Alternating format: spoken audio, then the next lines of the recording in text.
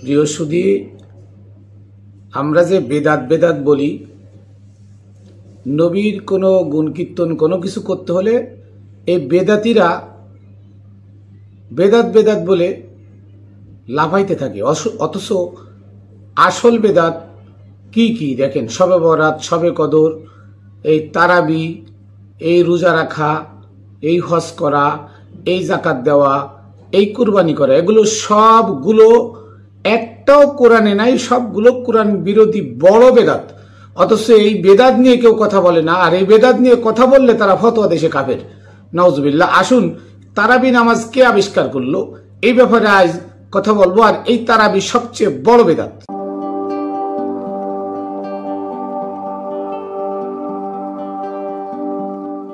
বিসমিল্লাহির রহমানির রহিম। আসসালাতু ওয়াসসালামু আলা সাইয়্যিদিল মুরসালিন ওয়া আলিহি ওয়া আজমাইন। প্রিয় তরিকার বন্ধুরা, দেশে দূরে যারা যেখানে আছেন, সকলকে জানাই Khatune Jannat TV YouTube channel, Facebook page ও রামবেলের পক্ষ থেকে শুভেচ্ছা অভিনন্দন।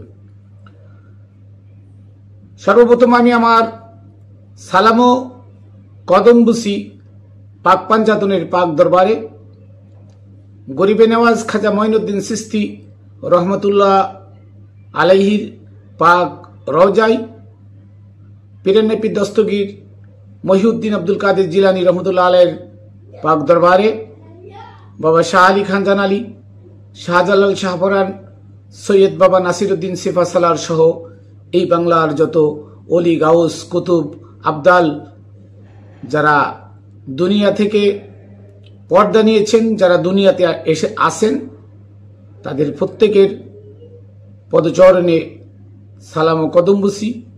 আমি আমার দাদা হুজুর মুতালিব শাহ রহমতুল্লাহ আলাইহির পাক রওজায় সালাম ও কদমবুসি, এবং আমি আমার গুরু হযরতে মানিক চাঁদ শাহ মাদ্দাজিল্লুহুল আলিয়া তার পাক কদমে সালাম ও কদমবুসি। প্রিয় বন্ধুরা, আমি মাইনুল কবির যে কয়দিন বেঁচে থাকব সত্য প্রচার করে যাব। সত্য কি সমগ্র দুনিয়ার মানুষের কাছে রেখে যাব। হয়তো যে কদিন ধরাধামে আসি, হুসাইনি সৈনিক, হুসাইনি গুলামের গুলাম হিসেবে হুসাইনের রেখে যাওয়া কারবালার অসমাপ্ত ইসলামকে আমি পরিপূর্ণতার দিকে নিয়ে যাওয়ার চেষ্টা করব। যদি আজ সমগ্র জাহানের সমগ্র মানব জাতি, হিন্দু, বৌদ্ধ, খ্রিস্টান, ইহুদি, নাসারা, এক কথায় কুল আদম সন্তান যদি আমাকে আপনারা সাপোর্ট দেন, তাহলে আমি সত্য কথা বলে যাব। নবী মুহাম্মদ সার্বজনীন নবী ছিল। নবী মুহাম্মদ কোনো মুসলমানদের নবী নন। নবী মুহাম্মদ কোনো এই বেদাত পূজা করার জন্য নন। এই নবী মুহাম্মদ কোনো এজিদি, খারিজি, কওমি, এই মোল্লা মুন্সির নবী নন। উনি সমগ্র জাতির নবী। অতএব সমগ্র জাতির জন্য মুহাম্মদ সাল্লাল্লাহু আলাইহি ওয়াসাল্লাম একটা প্রদীপ, আর সেই প্রদীপকে ঢেকে দিয়েছে ওমরের খিলাফত দিয়ে, ওমরের শরিয়াত দিয়ে, ওমরের বানানো যত কিচ্ছা কাহিনী দিয়ে। আজকে আমি তুলে ধরব যে তারাবি, রোজার মাসে তারাবি কি আনলো, আর রোজা কি। প্রিয় বন্ধুরা, আমরা আসলে তারাবির আগে রোজা, যেহেতু রোজার পরে তারাবি, মানে রোজা শুরু হয় তারাবি দিয়ে, কিন্তু রোজাটা প্রকৃত রোজাটা বলা হয় ফরজ। আচ্ছা, কোন রোজা ফরজ? না খায় থাকার নাম কি রোজা? আর এটা কি ফরজ? না, আসলে এটা না। সমগ্র জাতির জন্য রোজা, হিন্দু, বৌদ্ধ, মুসলমান, খ্রিস্টান, সবার জন্য রোজা। সে রোজাটা কি? সে রোজাটা হচ্ছে কি জানেন? এই দেহের মধ্যে একটা পবিত্র আত্মা থাকে, পবিত্র সত্তা থাকে। আল্লাহ বলছেন নফি আনফুসিকুম আফালা তুবসিরুন, সূরা জারিয়ার 21 নম্বর আয়াত। হে আল্লাহ বলেন, হে বান্দারা, আমি তোমার অন্তরে থাকি, তুমি কে দেখো না? তা আল্লাহ আমার অন্তরে থাকে, সে একটা জাতি সত্তা। ওই আল্লাহ হচ্ছে পাক ও পুতু। এই পাক ও পুতু আল্লাহ আমার যে ঘরের মধ্যে থাকে, এই ঘরের 7টা দরজা আছে। কয়টা দরজা? এই ঘরের 7টা দরজা আছে। এই 7টা দরজা দিয়ে দুনিয়াবি লোভ, লালসা, হিংসা, কাম, ক্রোধ, ঘৃণা, বুক, হিংসা, মারামারি, হানাহানি, যত নাপাকি আমার এই ঘরের ভিতরে ঢুকে ওই পবিত্র সত্তাকে অপবিত্র করে দেয়। এর জন্য এই 7টা দরজাকে বন্ধ রাখার নাম হলো রোজা। এই 7টা দরজাকে বন্ধ রাখার নাম রোজা। কি করে? আপনার একটা ঘি একটা পাতিলায় কি রাখছেন? ঘি রাখছেন। ঘির পাতিলা যদি 7টা ছিদ্র থাকে, ছিদ্রগুলো বন্ধ করে না দিয়ে ওইটা যদি পাতিলার মুখ ভালো করে আটকায় ফুটো ছিদ্র মানে ছিদ্র 7টা মানে বন্ধ না করে ওটা যদি গোবরের নদীতে ফালাই দেন, তাহলে ওই গোবরের পানি ঢুকে ওই পবিত্র ঘিটা কি হবে? অপবিত্র হয়ে যাবে। তা ঠিক প্রতিটা মানুষের, আল্লাহ বলছে অফিয়ান ফুসিকুম আফালা তুবসিরুন, এই নফস বডির মধ্যে আল্লাহ থাকে, পবিত্র সত্তা, রূহ, আল্লাহ থাকে পবিত্র সত্তা। এই পবিত্র সত্তাকে এই 7টা দরজা, 2টি চোখের 2টি ছিদ্র আছে, এই 2টা মিলিয়ে একটা, নাকের 2টা মিলিয়ে একটা, 2 কানের মিলে একটা, গাল, পিশাবের রাস্তায় 2টা, পায়খানার রাস্তায় একটা, 7টা। এই 7টা দরজা দিয়ে নাপাকি এই ভিতরে ঢুকে পবিত্র আত্মাকে কি করে? অপবিত্র করে। যার আত্মাকে অপবিত্র করে সে রোজা, তার রোজা কি হয়ে যায়? ভঙ্গ হয়ে যায়। আর যার এই 7টা দরজা বন্ধ থাকে, ভিতরে অপবিত্রতা ঢুকতে পারে না, ওই ব্যক্তি রোজাদার। সিয়াম শব্দের অর্থ সপ্ত ইন্দ্রিয় দ্বার দিয়ে দুনিয়ার লোভ লালসা মোহ কাম ক্রোধ ভিতরে ঢুকে ভিতরকে নাফাকি করে দেওয়ার নাম হলো সিয়াম ভঙ্গ। আর সিয়াম যার এটা দিয়ে নাফাকি ঢুকবে না ভিতরে, যে বন্ধ করে দিছে, তারা তালাগুলো বন্ধ করে দিছে, দরজাগুলো বন্ধ করে দিছে, ওই ব্যক্তি মাত্র রোজাদার। আপনি অনার্থক এই দেহটাকে তরুতাজা রাখার জন্য, এই দেহটাকে মানে সুন্দর রাখার জন্য আল্লাহ দিয়েছেন খোরাক, খাবার। কি এই পেটকে যদি আপনি পরিপূর্ণ খাবারে মানে পেটের যে খোরাক, সে খোরাক যদি আপনি টাইম মতো দেন, তাহলে এই দেহ বডিটা কি হবে? তরুতাজা থাকবে। আর এই দেহ বডিটা তরুতাজা থাকলে দেহর মালিক যে সে আপনার ভিতরে বসে আছে, সেও তো তরুতাজা থাকবে, সেও তো ভালো থাকবে। আপনি গাছের ফল খাবেন, গাছের গোড়ায় পানি দিবেন না। গাছের গোড়ায় যদি পানি দিয়ে বন্ধ করে দেন, গাছও যাবে, ফলও যাবে, ফলও খাওয়া হবে না, গাছও মরে যাবে। তো এই গাছকে বাঁচায় রাখার জন্য পেট, আর সেই পেটকে আপনি খাবার না দিয়ে আপনি দরজা খুলে দিলেন আর পেটকে খাবার দিলেন না, লাভ হবে কি? হ্যাঁ, ঘির পাতিলার মুখ ঢাকলেন, ছিদ্র বন্ধ করলেন না, গোবরের মধ্যে ফেলাই দিলেন, আপনার কি লাভ? এটার নাম রোজা নয়। কোরআনের কোথাও দেখাতে পারবেন না যে না খেয়ে থাকতে কইছে, হ্যাঁ, না খেয়ে থেকে রোজা রাখতে বলছে, এটা কোরআনে নাই। কোরআন আছে যে কুতিবা আলাইকুমুস সিয়াম, সিয়ামকে তোমাদের উপরে কিতাবস্থ করা হয়েছে, তাও সাধারণ মানুষের জন্য সিয়াম নাই। ইয়া আইয়ুহাল্লাযিনা আমানু, হে আমানুগণ, আমানু হচ্ছে যারা আল্লাহর ওলিদের কাছে, কামেল গুরুর কাছে গিয়ে বায়াত গ্রহণ করে, তারা আমানু। সেই আমানুদেরকে বলছে তোমাদের দেহকে কিতাবস্থ করা হয়েছে সিয়াম, মানে দেহের মধ্যে সিয়াম, বাহিরে নয়। তাই দেহকে পবিত্র রাখার জন্য 7টা দরজা তুমি বন্ধ করে দাও, তাহলে তুমি রোজাদার হতে পারবে। এটার নাম রোজা। আর আজকে আমি ভোরে ফজরের আগে জনমের খাওয়া খাইতাছি, হ্যাঁ, দুপুর বেলায় না খেয়ে রাত্রে আবার জনমের খা খেয়ে কি কই আমি রোজাদার, আমি জান্নাতি হয়ে যাব। না, তুমি রোজাদার না। তুমি দরজা খুলে রেখে চোর ঠেকাবা, চোর তো তোমার ঘরের ভিতরে ঢুকবে। তোমার ঘরের মধ্যে যাতে চোর ঢুকতে না পারে তার জন্য 7 দরজা বন্ধ করে দাও, এটা আল্লাহর হুকুম। এই 7টা দরজা তুমি বন্ধ করে দাও, ঘরের মধ্যে চোর ঢুকে যেন তোমার ঘরের মাল চুরি করতে না পারে।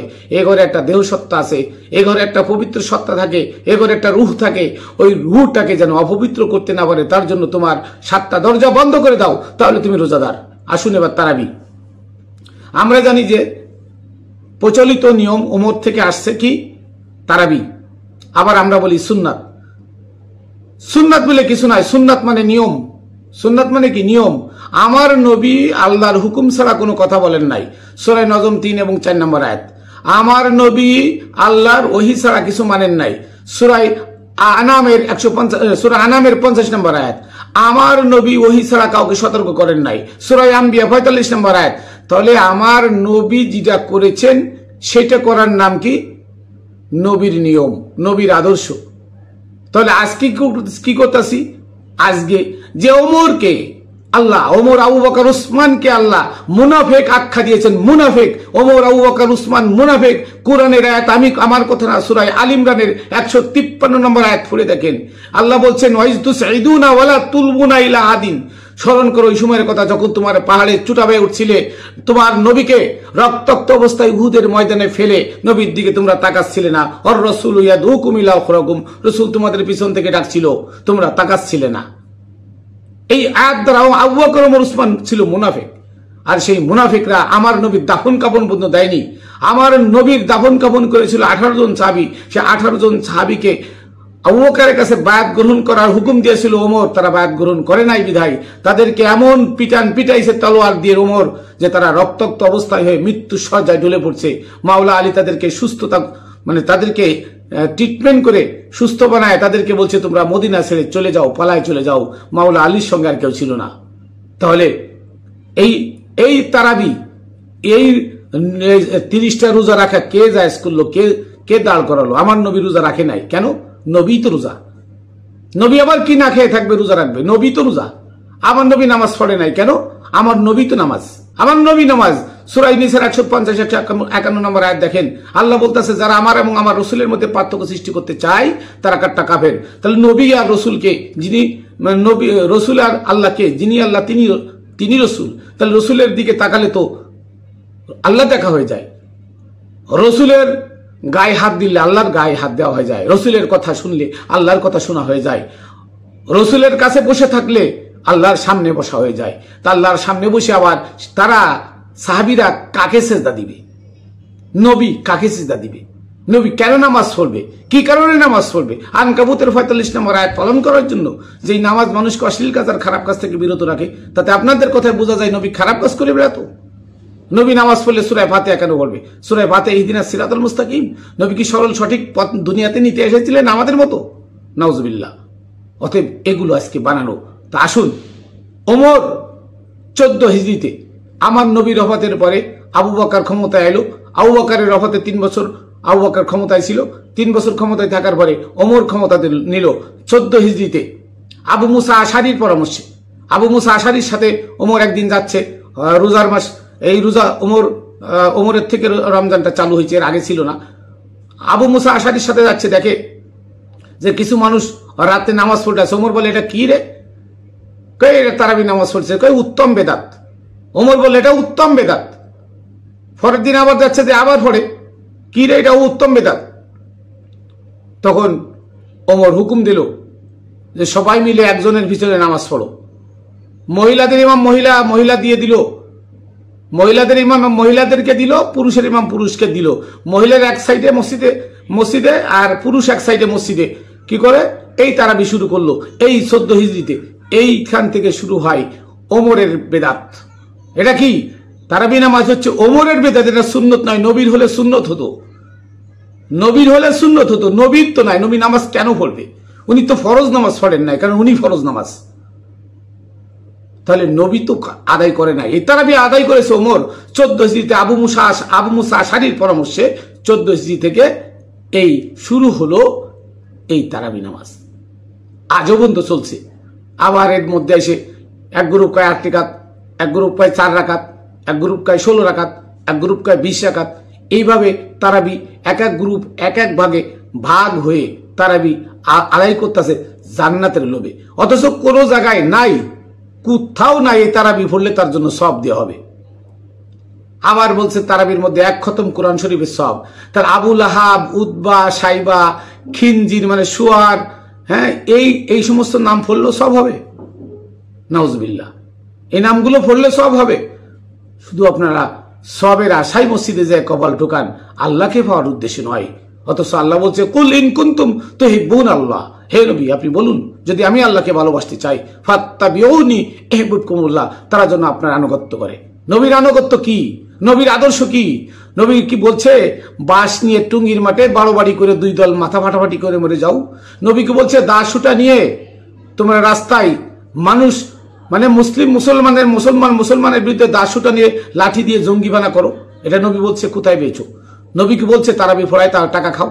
নবী কি বলছে তারাবির মধ্যে 1 খতম কোরআন পড়ো? বলছে না, বলে নাই। তাহলে এটা কে করছে? এটা ওমরের শরিয়াত। এটা পালন করলে ওমর যেমন মুনাফিক, যারা পালন করবে তারাও মুনাফিক। কারণ ওমরের আনুগত্য করা হচ্ছে, এখানে মুহাম্মদ সাল্লাল্লাহু আলাইহি ওয়াসাল্লামের আনুগত্য নাই, এখানে নবীর আনুগত্য নাই। তাহলে কার আনুগত্য? এটা ওমরের আনুগত্য। তারাবি ওমরের আনুগত্য, রোজা ওমরের আনুগত্য, 5 ওয়াক্ত নামাজ ওমরের আনুগত্য, আজান ওমরের আনুগত্য, মসজিদ বানানো ওমরের আনুগত্য। আরো কত বলবো, সব ওমরের আনুগত্য এটা আন্তর্জাতিক বেদাত, এটা বিশ্ববিখ্যাত বেদাত। এই বেদাতের গুনায় সমগ্র মোল্লামুজি মানে দলিস্বাদ হয়ে যাবে এই ওমরের এই শরীয়ত পালন করা নিয়ে। কারণ ইয়াউমা নাদউ কুল্লু উনাসিম বিইমামিহিম, বলে যান না, ইয়াউমা নাদউ কুল্লু উনাসিম বিইমামিহিম, প্রত্যেক মানুষকে ডাকা হবে তার ইমামের সাথে। তোমরা ওমরকে ইমাম মেনেছো, তোমরা ওমরের সাথে তোমাদেরকে ডাকা হবে। কোন সময়? তোমার মৃত্যুকালীন সময়, তোমার কিয়ামত মৃত্যুকালীন সময়। ওই সময় ওমরের সাথে তোমাকে ডাকা হবে, আবু বকরের সাথে ডাকা হবে, উসমানের সাথে ডাকা হবে, মুয়াবিয়া ইয়াজিদের সাথে ডাকা হবে, তোমাকে হাজ্জাজ বিন ইউসুফের সাথে ডাকা হবে, তোমাকে মারওয়ানের সাথে ডাকা হবে। সেদিন তোমার জবাব দেওয়ার মতো কোনো কৈফিয়ত থাকবে না, তোমাকে আবার পুনর্জন্মে পাঠানো হবে। ভুলে যেও না, বংশধরের আনুগত্য করো। এবং হাসান হুসাইন বলে গেছেন, মাওলা আলী 6 জনকে খিলাফত দিয়ে গেছেন, সে খিলাফতের সিলসিলা একটা। আর ইমাম হুসাইনের বংশধর ইমাম জয়নুল আবদিন থেকে বাকের, জাফর সাদেক, ইমাম মুসা কাজেম, এই যে সিলসিলাটা আছে, জায়েদ ইবনে আলী, ইমাম জয়নুল আবদিনের 6 ছেলে, 6টা পথ, 6 ছেলের 6টা পথ। যেহেতু তারা হুসাইনের বংশধর, সেই হুসাইনের বংশধরের পথ ধরে চললে হবে ইমামিয়াতের পথ। আর মাওলা আলীর খেলাফত দিয়ে যে পথটা দিয়ে গেছেন এটা তো বিলায়াতের পথ। তাহলে 2টা পথ ধরে চললে আমার নবীকে পাওয়া যাবে। আর 2টা পথের দরজা, নবীকে পাওয়ার দরজা বলা আলী। আজকে যারা বলতেছে আমাদের নবীকে পাওয়ার দরজা আবু বকর, তারাই আবু বকরের উম্মত, তারাই কি আবু বকরের উম্মত? তাদেরকে আবু বকরের সাথে তোমাদের মৃত্যুকালীন সময় ডাকা হবে। পায়খানা খেয়ে তো তোমরাই মরবা, হিসাব খেয়ে তোমরাই মরবা, যেহেতু তোমাদের আবু বকর হলো তোমাদের নেতা, মাওলা আলী তোমাদের নেতা নয়। অথচ আল্লাহ কুরআনের সূরা মায়দা 67 নম্বর আয়াতে বলছেন, ইয়া আইয়ুহার রাসূল বাল্লিগ মা উনজিলা ইলাইকা মির রাব্বিক, হে রাসূল আপনাকে আপনার রবের পক্ষ থেকে যা প্রচার করতে বলা হয়েছে তাই প্রচার করুন। তাহলে 23 বছর ধরে নবী কি প্রচার করলেন? যে এমন কথা যা প্রচার না করলে আল্লাহ রসুলের কোনো কিছু প্রচার করা হলো না। সেটা কি? আন্না আলিয়ান মাওলাউল মুমিনিন, আলী হচ্ছে মোমেনদের অভিভাবক। তাহলে মোমেনদের অভিভাবক মোমেন কে? কে মোমেন? আমানুদের অভিভাবক আলী নয়, মোমেনদের অভিভাবক। তার মানে হচ্ছে নাজ থেকে যারা আল্লাহর ওলিদের কাছে গিয়ে নিজের আমিত্বকে বিসর্জন দিল তারা হলো আমানু। এই আমানু 3 ওয়াক্ত নামাজ, আমানুর জন্য 3 ওয়াক্ত নামাজ, ওক্তীয় সালাত, সকাল দুপুর রাত 3 ওয়াক্ত তার মুর্শিদকে ধ্যান করতে করতে করতে করতে করতে এক পর্যায়ে মুর্শিদের প্রেমে পাগল হয়ে এই দুনিয়াকে ত্যাগ করে সে মোমেনের রাস্তায় চলে যাবে। মোমেনের রাস্তায় গিয়ে যখন সর্বদা সালাত কায়েম করবে, কায়েমি সালাত যেটাকে বলা দায়েমি সালাত, এই দায়েমি সালাতটা যখন সে ঢুকে যাবে, দুনিয়া তার মধ্যে আর থাকবে না। ওই লোক হচ্ছে মোমেন। এই মোমেনদের অভিভাবক হচ্ছে মাওলা আলী। মাওলা আলী মোমেনদের অভিভাবক, সমস্ত মানুষের অভিভাবক না, আমানদের অভিভাবক না। মাওলা আলী মোমেনদের অভিভাবক। আল্লাহ কে বলছেন? আল্লাহ বলছেন। তাহলে সেই মাওলা আলীর সিলসিলা বায়াত, সেই মাওলা আলীর বায়াত দেওয়া সেই যে 6 জন আছে, সেই 6 জনের সিলসিলায় যারা মাওলা আলীর মাওলায়াতের মধ্যে নিজেকে সিক্ত করে মাওলায়াতের ভিতরে ঢুকে আমার মাওলা আলীর প্রেমিক হয়ে যাবে, তারা নবীকে পাবে। আর যারা নবীকে পাবে তারা আল্লাহকে পাবে। আর যারা এজিদের ইবাদত করতে গিয়ে নবীর দুশ্মনের রাস্তা ধরে আবু বকরকে পাবে, আবু বকরকে দিয়ে ইবলিস শয়তানকে পাবে। কারণ আমার নবী বলে গেছেন আনা মাদিনাতুল ইলম ওয়া আলিউন বাবুহা। কোন হাদিসে নাই, কোন দলিলে নাই, আর আমার নবী বলে নাই আনা মাদিনাতুল ইলম ওয়া বাবুস সানি আবু বকর, কোথাও বলে নাই। আবু বকরকে যদি দরজা না বলে, দ্বিতীয় দরজা না বলে থাকে, তা মুজাদ্দিদিয়া নকশবন্দিয়া তরিকার অনেকটা গ্রুপ আছে, তারা বলতেছে আমাদের তরিকায় সিলসিলা কিনা আবু বকরেতে নবী রয়েছি, নাউজুবিল্লাহ, আস্তাগফিরুল্লাহ। তাহলে কোরআনের আয়াত কোথায় যায়? কারণ সোল শিয়ালের এক পথ, ওমরের দেওয়া খেলাফত, ওমরের দেওয়া শরীয়ত, ওমরের দেওয়া আন্তর্জাতিক বেদাত যারা পালন করে ওমরকে খুশি করতে চায় তারাই জান্নাতে যাবে, তারাই হুরগেলমান পাবে। আর আমার নবীকে যারা, নবীর আনুগত্য যারা স্বীকার করে আর নবীকে যারা ভালোবাসে, তারা জান্নাতও চায় না, হুরগেলমানও চায় না। তারা চায় আল্লাহর সন্তুষ্টি, নবীর সন্তুষ্টি, আল্লাহর ভালোবাসা, নবীর ভালোবাসা। আহলে বায়াতের ভালোবাসা, নবীর ভালোবাসা। তারা এই দিনে এসে কি করছে, এই দুনিয়াতে এসে তারা নিজেকে মোমবাতির মতো জ্বালিয়ে দিয়ে, পুড়িয়ে দিয়ে অন্ধকারকে দূর করে জীবে সেবা দিচ্ছে। তাদের নাম আল্লাহর ওলি। তারা কামেল গুরু, তারা মুর্শিদ, যারা নিজেকে মোমবাতির মতো জ্বালিয়ে দিয়ে অন্ধকারে অপরকে আলো দিয়ে যায়। তাদের নীতিতে, তাদের চলনে ফিরনে তারাবি নামাজ নাই, এই রোজা নাই, এই অক্তীয় সলাৎ নাই, এই 5 ওয়াক্ত সলাৎ এটা নাই, আজান দেওয়া নাই, এই মসজিদ বানানো এটা নাই। সূরা কাফের 21 নম্বর আয়াত আল্লাহ বলেন, আসহাবে কাহাফদের রওজাকে উঁচু গম্বুজওয়ালা বিল্ডিং এবং মসজিদ বানায় দেওয়ার কথা বলেছে। আর সূরা তওবার 107, 108, সূরা তওবার 107 দেখেন এই মসজিদ ভাঙ্গি ফেলতে বলছে। তাহলে আজকে আমরা ওমরের সেই বানানো বেদাত নিয়ে, তারাবি নামাজ নিয়ে পড়ে আসি। তারিখে তাবারির 4th খণ্ড পড়ে দেখেন, যে তারিখে তাবারি সর্বপ্রথম নবীর ওফাতের সর্বপ্রথম ইতিহাস, যে ইতিহাসের মধ্যে আপনার 90% সত্যতা আছে। আর পরবর্তীতে আল বেদায়া ওয়ান নিহায়া ইবনে কাসিরের লেখা ইতিহাসের মধ্যে 30% সত্যতা নাই। তারিকুল খুলাফার মধ্যে 40% সত্যতা আছে। আর রাহিকুল মাকতুমের মধ্যে 99.5% মিথ্যা কথা ঢোকানো। আর রাহিকুল মাকতুম 99.5%, বিষাদ সিন্ধু 99.5% মিথ্যা কথা ঢোকানো আছে। মুহাম্মাদের ইতিহাস এর মধ্যে সম্পূর্ণ মিথ্যা কথা ঢোকানো আছে, কারণ এগুলো জাল হাদিস দিয়ে পয়দা করা, উমাইয়া আব্বাসীদের টাকায় পয়দা করা। আর আজকে আমরা কি সারাদিন না খেয়ে থেকে সন্ধ্যার পরে চলে যাচ্ছি, কি এক খতম কোরআন সব এক পুরো খতম তারাবি পড়বো। খতম তারাবি পড়ে আপনার কি লাভ? এটা ওমরের বানানো, এটা মুহাম্মদ সাল্লাল্লাহু আলাইহি ওয়াসাল্লামের বানানো তারাবি না। এটা মুহাম্মদ সাল্লাল্লাহু আলাইহি ওয়াসাল্লামের হুকুম না, আল্লাহর হুকুম না। এই রোজাও আল্লাহর হুকুম না, রোজা ফরজ না। আমানুগণের পরে ফরজ, নাসের পরে, সমগ্র মানুষের পরে ফরজ না। কারা মানুষ? যার মধ্যে আর শয়তানের মধ্যে কোনো পার্থক্য নাই, তারা মানুষ। শয়তানের মধ্যে আর যার মধ্যে কোনো পার্থক্য নাই, তারা মানুষ। আর শয়তান আর মানুষের মধ্যে হতে যারা ভিন্ন, আল্লাহর অলির কাছে গিয়ে নিজের আমিত্বকে বিসর্জন দিয়ে আল্লাহর অলির পদচরণে সেজদা দিয়ে শয়তান মুক্ত হয়েছে, উনি আমানু। আর আমানু যখন দুনিয়া ত্যাগ করে মোমবাতি হয়ে যায়, তখন সে মোমেন। আর ওই মোমেন যখন মানুষকে নিজেকে জ্বালিয়ে মানুষকে সেবা দেওয়া শুরু করে, তখন সে হয় কামেল গুরু। আজকে খেলাফত নিয়ে নাবির নিচের সাধন করে এমন ফিরের অভাব নাই, যার জন্য আজকে তারাবি তারা পড়ে, রোজা তারা রাখে, নামাজও তারা পড়ে মোল্লার পিছনে গিয়ে। কারণ ও যে কানা সেটাও নিজেও জানে, ওর কাছে যে কিছু নাই সেটাও নিজে জানে। তা শুন, বায়াত গ্রহণ করতে হলে কামেল মুর্শিদ ছাড়া কারো কাছে বায়াত গ্রহণ করবেন না। আপনিও কেনা আর এক কানার হাত ধরলে পড়বেন নদীতে, ডুবে মরবেন দুজন একসাথে, পুনর্জন্মে আসবেন দুজন একসাথে, আবার 2 মায়ের ঘরে। খবরদার কানার হাতে হাত দিবেন না। যদি হাত দিতে হয়, বায়াত হতে হয়, আপনাকে আমানু হতে হয়। কামেল মুর্শিদ খোঁজেন, কামেল মুর্শিদের কাছে গিয়ে বায়াত হবেন। যার কাছে দুনিয়াদারি নাই, 1 নম্বরে দেখবেন যার কাছে দুনিয়াদারি নাই, দুনিয়ার লোভ লালসা নাই, টাকা পয়সা নাই না, ভক্তের কাছ থেকে ভক্তকে দেয় কিন্তু ভক্তের কাছ থেকে নেয় না। মনে মনে প্রশ্ন করলে উত্তর দিতে পারে। আর নারীর সঙ্গ দেয় না, নারীর সঙ্গ দেয় না। এই 3টা জিনিস দেখবেন ওই ব্যক্তি কামেল গুরু। ওই ছাড়া কামেল গুরু নাই। এই তারাবি ফোড়া ফিরের পিছনে, এই রোজা রাখা ফিরের পিছনে আপনি যাবেন না।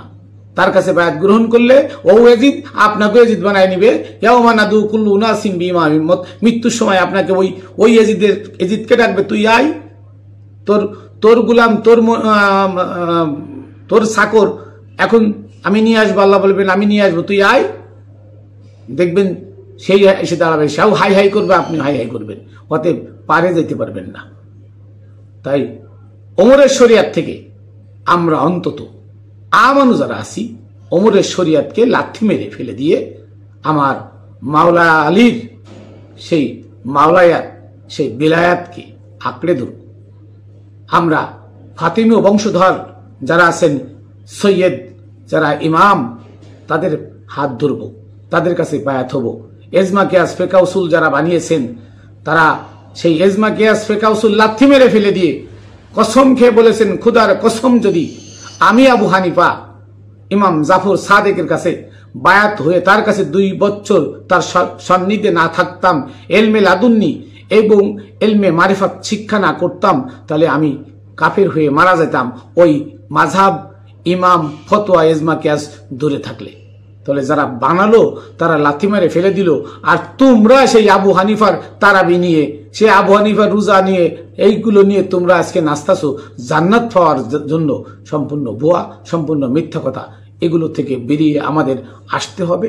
আমরা যদি আসতে পারি, সুপথ প্রাপ্ত হতে চাই, তাহলে আমাদের কামেল গুরুর কাছে গিয়ে নিজের আমিত্বকে বিসর্জন দিয়ে আবু বকর ওমর ওসমানের বানানো শরীয়ত লাথি মেরে ফেলে দিয়ে আমার আল্লাহর দেওয়া বিধান কুরআনকে আঁকড়ে ধরতে হবে। সূরা মায়েদার 44, 45, 47 নম্বর আয়াতে আল্লাহ বলছেন, অমাল্লাম ইয়াহকুম বিমা আনজালাল্লাহু ফাউলাইকুমুল কাফিরুন।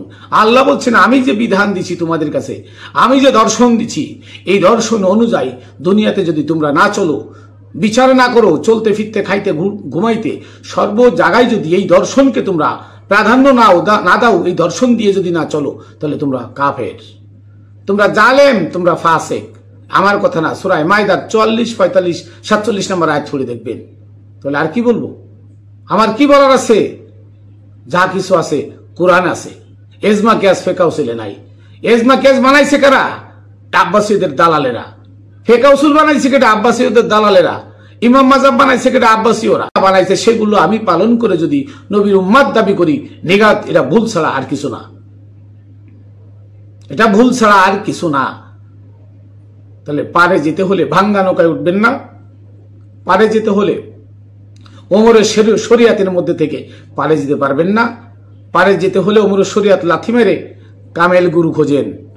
কামেল গুরুর কাছে গেলে, দেশে ইসলাম আনছে কামেল গুরুরা 360 জন অলি, তারা 360 জন অলি আল্লাহর অলি, এবং তারা কামেল। তারা দুনিয়া ত্যাগ করে, তাদের বাপেরা ছিল রাজা বাচ্চা, সেই সব ত্যাগ করে তারা ইয়ং বয়সে এদেশে ইসলাম নিয়ে এসে আজকে দেশের হিন্দু সমাজ ছিল, হিন্দুদেরকে বায়াত করাইছে, তাদের ধর্ম পরিবর্তন করায় নাই, বায়াত করে তাদেরকে মুসলমান বানাইছে। মুসলমান শব্দের অর্থ কি? আত্মসমর্পণ করা। তাদেরকে আত্মসমর্পণ করায় আজকে কোটি কোটি মানুষ আমরা এই ভারতবর্ষে ছড়াই গেছি। এক খাজা বাবাই এই পুরো ভারতবর্ষের 3 কোটি মানুষের 1 কোটি একাই কি করছে? বায়াত গ্রহণ করাইছে। আর তারপরে যারা ছিল, এই যে 360 জন ওলি আসে এই বাংলায় এসে, তারা কি করলো? হিন্দুদেরকে তাদের আধ্যাত্মবাদ দেখিয়ে তাদের যে অলৌকিক যোগ্যতা ছিল, ক্ষমতা ছিল, অলৌকিক ঘটনা ঘটিয়ে দেখিয়ে তারা যে জান্নাত জাহান্নাম এখানে পাওয়া যায়, এগুলো দেখিয়ে তারা মুসলমান বানাইছে। আর 1901 সালে আইসে ওহাবির বাচ্চারা আইসে কয় মন গলা কয়টা বই কিতাব নিয়ে আইসে আজকে মাজার ভাঙে, আজকে মসজিদ বানায় ঘরে ঘরে, আজকে সমাজকে কিছু দিতে পারে না, শুধু ভিক্ষা ছাড়া। আজকে মসজিদের মধ্যে বলৎকার, আজকে মসজিদের মধ্যে সহবাস, আজকে তাবলিগের মাঠে মারামারি, খুন খারাপি, পথে ঘাটে মারামারি, ভিক্ষা ভিক্ষা, বাসে ঘাটে হাটে গাড়িতে বাড়িতে সব খালি ভিক্ষা আর ভিক্ষা, এছাড়া সমাজকে কিছু দিতে পারে নাই।